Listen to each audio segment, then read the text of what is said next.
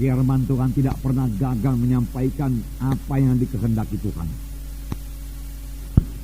Firman Tuhan juga berkata, langit bumi boleh berlalu, tapi firman-Ku tidak berlalu. Alangkah sukarnya langit dan bumi ini berlalu. Tidak mungkin pun, saudara. Walaupun itu mungkin, saudaraku, tapi firman Tuhan tidak berubah, tidak berlalu. Biarlah kita percayai sepenuhnya firman Tuhan ini, karena firman Tuhan sangat teguh, tidak bergoyang, sangat stabil, tidak berubah. Mengapa? Karena firman Tuhan itu Tuhan sendiri. Pada mulanya adalah firman. Firman itu bersama-sama dengan Allah. Firman itu adalah Allah sendiri. Firman itu juga Allah. Tuhan itu tidak berubah. Oleh sebab itu firman Tuhan tidak berubah. Firman Tuhan yang kita baca dalam Alkitab, saudaraku, adalah sama saja dengan ucapan Tuhan Yesus. Sekiranya Tuhan Yesus berdiri di muka kita dan mengajari kita, maka apa yang diucapkan Tuhan Yesus adalah apa yang tertulis dalam Alkitab ini.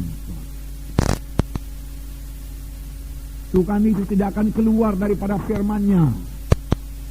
Oleh sebab itu kalau kita mau mengenal Yesus, kita kenal lagi firman-Nya lebih dalam. Kita mau kenal saudaraku jalan-jalan Tuhan, kehendak Tuhan, kita kenal firman-Nya.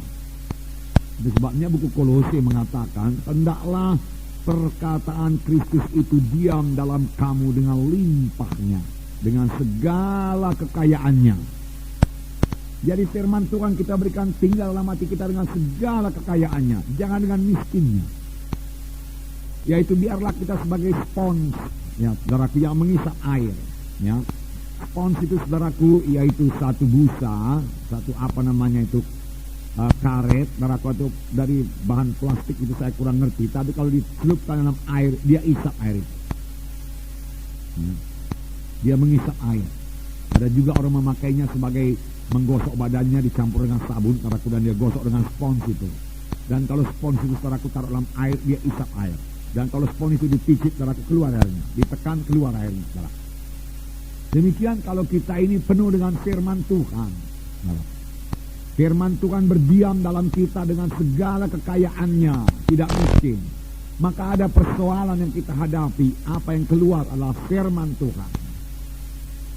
Kita dikritik, kita dapat mendapat tekanan, mendapat aniaya. Maka apakah reaksi kita? Firman Tuhan. Karena firman Tuhan sudah berdiam dengan kayanya dalam hati kita.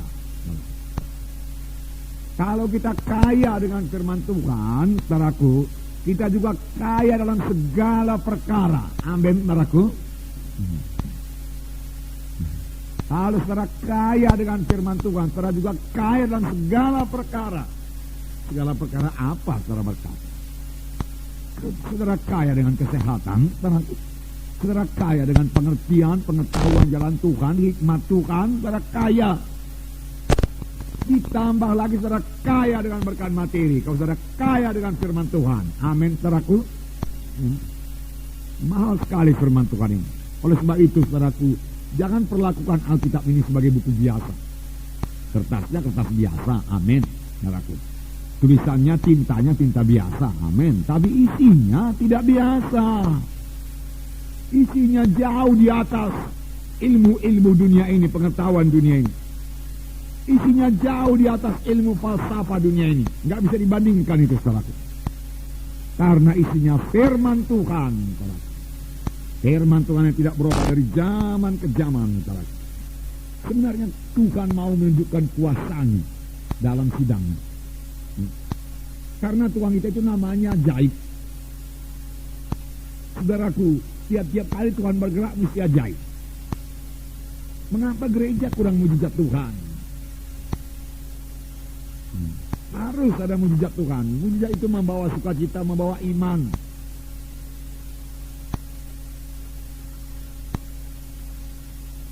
Tabur firman Tuhan yang benar, maka saudaraku akan terjadi mujizat Tuhan.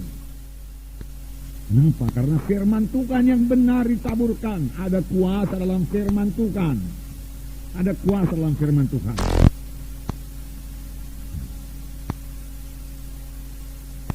Saudaraku, waktu Tuhan Yesus menyembuhkan, yang dipakai Tuhan Yesus hanya firman Tuhan. Beberapa kali memang dia meletakkan tangan, tapi dia terus bicara. Dan apa yang diucapkan Tuhan Yesus itu firman Tuhan.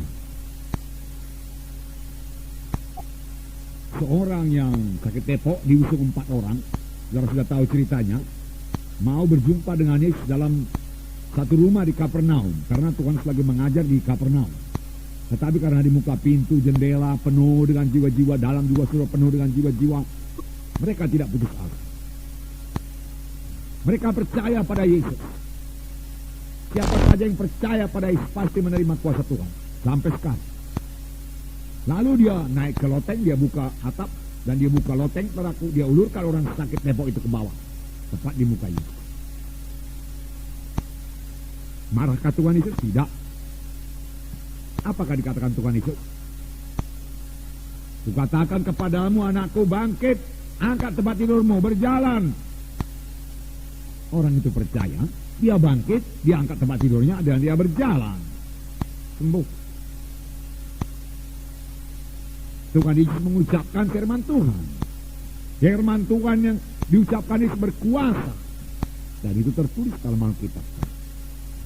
Kalau Yesus, saudaraku, berdiri di sini, dia akan mengatakan hal yang sama juga. Bertobatlah sebab kerajaan surga sudah dekat. Dia akan berkata demikian. Seberapa banyak orang yang menerima aku, anak manusia, maka kepadanya diberi hak menjadi anak-anak Allah. Dan seberapa banyak yang menerima, dia menerima keselamatan, lahir baru jadi anak-anak Allah. Kenapa? Karena ada kuasa dalam firman Tuhan. Kuasa dalam firman Tuhan. Jadi saudaraku, percayai. Dari firman Tuhan ini juga kita mengenal kehendak Tuhan. Seorang yang sakit kusta berseru kepada Yesus. Yesus, anak Daud, kalau engkau mau, engkau sanggup menyembuhkan aku. Itu Markus 1:41 kan? Kalau engkau mau, engkau sanggup. Dia tidak bimbang mengenai kesanggupan Tuhan Yesus. Sama seperti banyak orang Kristen sekarang. Orang Kristen tradisional pun tidak bimbang akan kuasa Yesus. Bisa, sanggup. Tapi apa mau Tuhan menyembuhkan saya apa tidak? Apakah Tuhan Yesus memperhatikan saya apa tidak? Saudaraku, kalau saudara selidik firman Tuhan, keselamatan adalah bagi semua orang. Semua orang bisa selamat. Hanya dia percaya pada Yesus. Tapi bukan hanya keselamatan aja bagi semua orang. Kesembuhan pun bagi semua orang. Tuhan tidak memilih-milih.